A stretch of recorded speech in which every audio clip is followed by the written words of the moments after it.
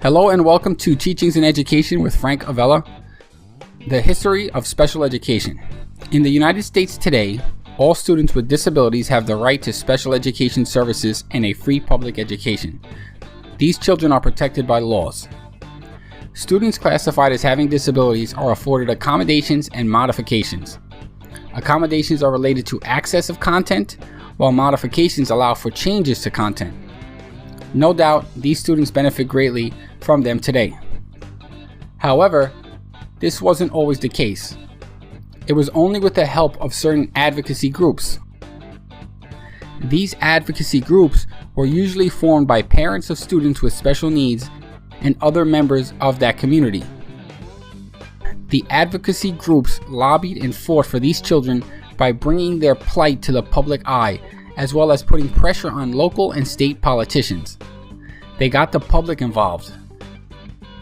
Now let's look at a quick outline of events beginning in the early 1800s that led to the achievements of today. Years ago, most students with disabilities did not attend school, and in most cases, they were not accepted to schools. There are exceptions where some parents would have to pay money to get their child into private schools or pay for private tutors. Let's move along to the 1850s, where a growing number of isolated schools for students with disabilities were available. These schools were mostly in rural areas, but were moving in the right direction. Moving toward the 1880s, we sort of took a step back for disabled children. Scientist Francis Galton spread the ideas of eugenics, which discussed the sterilization of disabled individuals. Individuals with disabilities began being placed in institutions, many of which provided conditions similar to a jail. Let's fast forward to the 1920s, and the good news is that more and more children with disabilities were finding their way into public schools, yet almost all were in separate classes and kept in separate rooms. Then, to an important time, the 1970s, which is really where special education started. Laws were put in place for funding for special education students, and Public Law 94-142 was passed as the foundation for special education. Continuing to the 1990s, where important laws such as IDEA of 1990 was passed, and students had the right to general education curriculum. And if you look at schools today, we see a push towards what is called the inclusion movement, which basically ensures all students with disabilities have the opportunities to participate with non-disabled general education peers. Right now, I want to say thank you for your time. Please like and share this video, subscribe to the channel. Also, help keep me going with a small contribution to my PayPal me link below.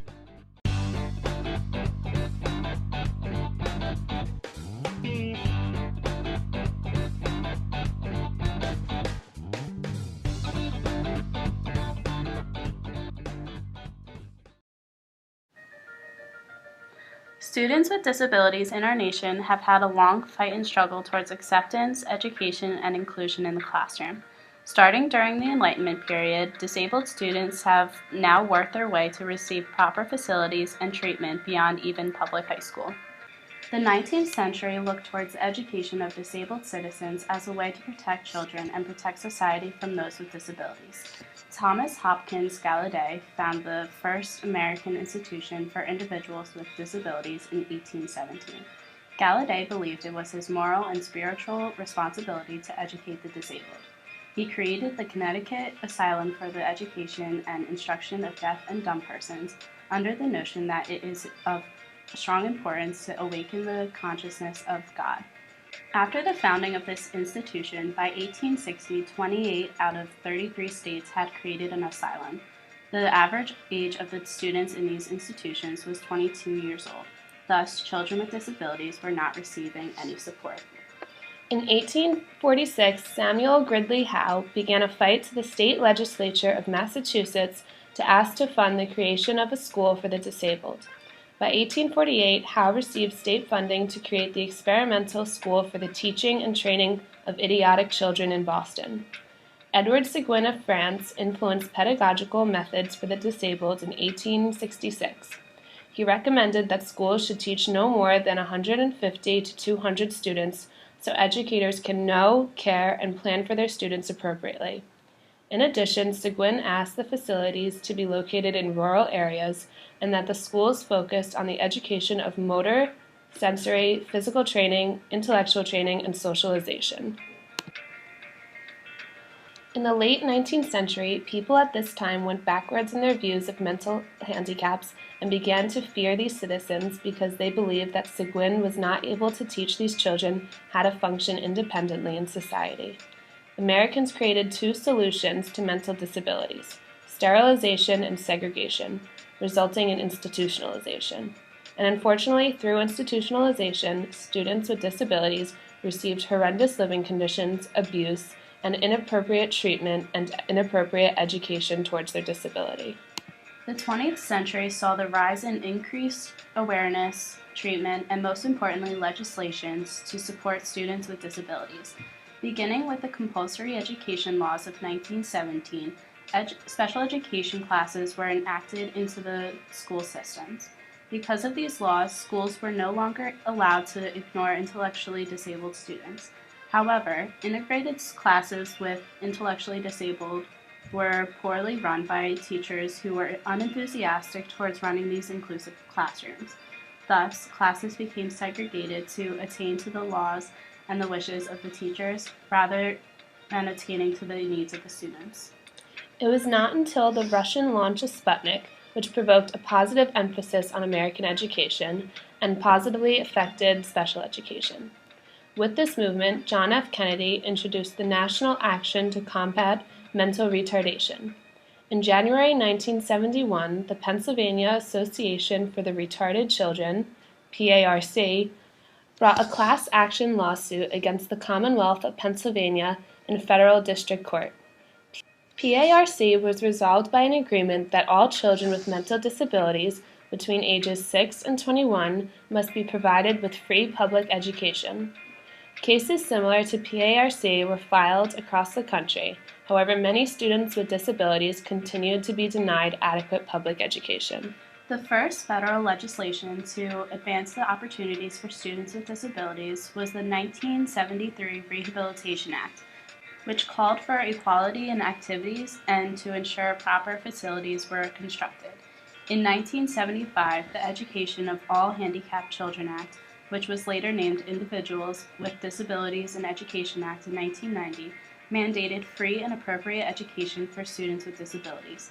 The legislation is a combination of the Civil Rights Act and the Elementary and Secondary Education Act.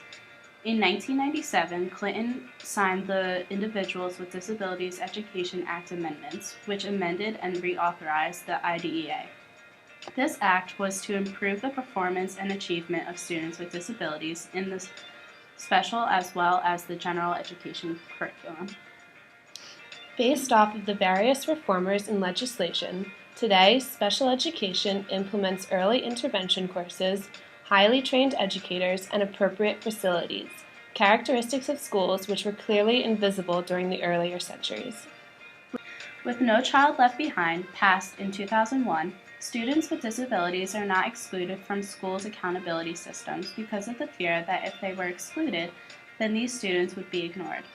During the required assessments, these children are allowed accommodations, modifications, or alternate assessments under IDEA. The special education teachers are forced to conduct meaningful assessments, interpret the results of their students' assessments, and utilize programs and strategies that will enhance the students' learning. Today, Americans with disabilities are given more opportunities than ever before.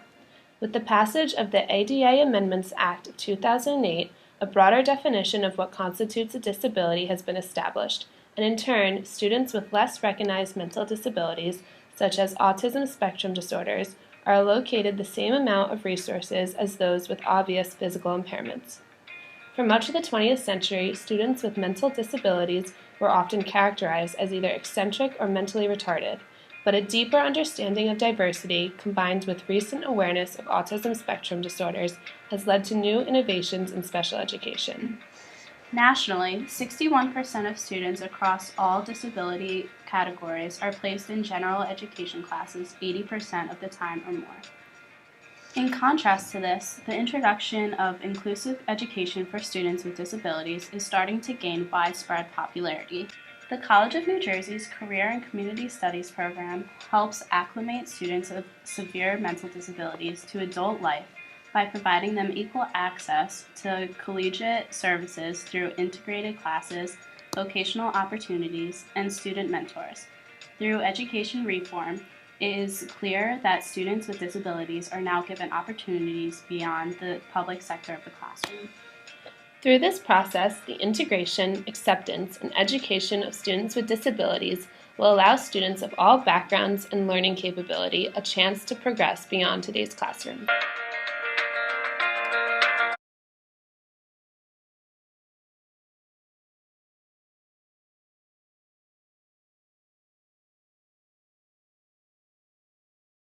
Have you ever had the experience of being the only person in a classroom who had trouble doing something or understanding a certain concept? How would you feel if every day in school you faced the same kind of difficulty, while everyone else seemed to find the work easier than you? What kind of support and teaching would you need to keep trying? The Individuals with Disabilities Education Act, or IDEA, is a law that was passed to help and support students who face this situation every day. The current version of the law was passed in 2004, but it's based on a law that was first created in 1975, known as the Education for All Handicapped Children Act. It revolutionized the education of children with disabilities, which, in 2001, was more than 6 million children. The IDEA requires that public schools provide specialized services to all children with disabilities from birth to age 21, for the purpose of granting equal access to education. A specific part of the law mandates public schools to create an Individualized Education Program, or IEP, for each student who is found to have an eligible disability. An IEP is a document that is drawn up and agreed upon by teachers, parents, specialists, and, if possible, the student. The document describes the present achievement level of the student, then specifies goals for the school year, as well as any special support needed to achieve those goals. In other lessons, we'll discuss learning disabilities in more depth and how to use an IEP in the classroom. The focus of this lesson is the law itself. Let's visit Cornerstone Elementary to see an example of the IDEA in action. Meet Susie. Susie is a bright, energetic third grader who loves school. Susie has a hearing impairment. She's not deaf, but her hearing is poor enough that it affects her educational performance, as she has trouble hearing any of her teachers. Susie would qualify for special assistance under the IDEA. Her IEP would include information about her hearing impairment, such as the most recent hearing test results, and would also outline multiple goals and services agreed upon by her parents and teachers. Although Susie might meet with a specialist once or twice a week, most of her time would still be spent in the classroom with all of her fellow students. This is because another aspect of the IDEA is the requirement that a student with a disability be educated in the least restrictive environment possible, or LRE. In other words, a student like Susie who has a disability should have the opportunity to be educated with her non-disabled peers to the greatest extent possible. Susie should have the opportunity to interact with her peers and have the same access to educational experiences as everyone else. Susie may just need additional resources, such as visual aids, to optimize her learning. Individualized education programs and least restrictive environment are the two most well-known principles of the Individuals with Disabilities Education Act. However, there are 4